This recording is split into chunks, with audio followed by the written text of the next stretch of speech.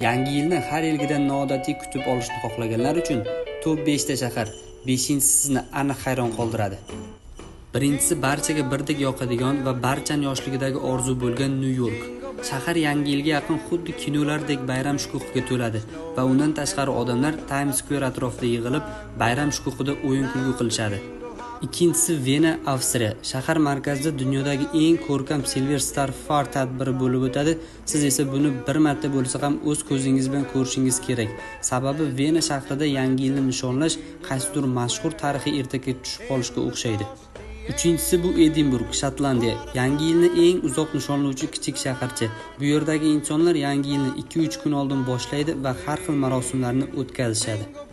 To'rtinchisi yangi yilni hammadan birinchi kutib olaman deganlar uchun Avstraliyaning Sidney shahriga taklif etamiz. Mintaqaviy joylashuv hisobiga sidneyliklar yangi yilni hammadan erta kutib olishadi.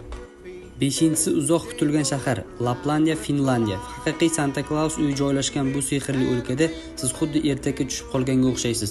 Shimol yog'dusi va bug'ular bilan sayr bir umr yodingizda qoladi. Video yoqqan bo'lsa, like bosishni unutmang. Siz yangi yilni qanday kutib olasiz? Izohlarda yozib qoldiring.